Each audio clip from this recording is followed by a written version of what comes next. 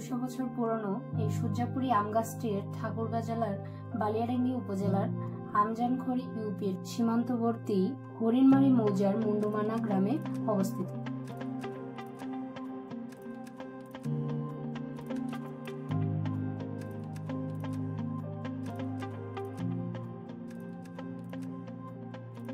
গাছটি প্রায় 2 বিঘা জমি জুড়ে বিস্তৃত এবং প্রায় 80 থেকে 90 ফুট উঁচু।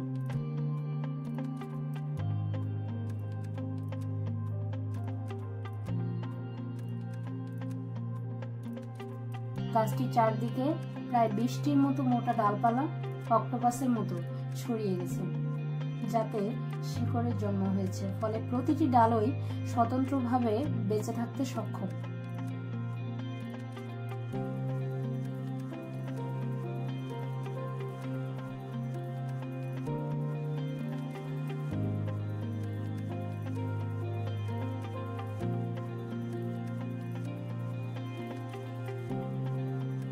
আম গাছটিতে বছরভেদে প্রায় 120 থেকে 150 মণ আম ধরে।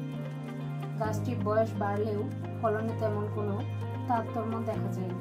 প্রতি বছর জুন থেকে জুলাই মাসে পাকা আম সংগ্রহ করা হয়।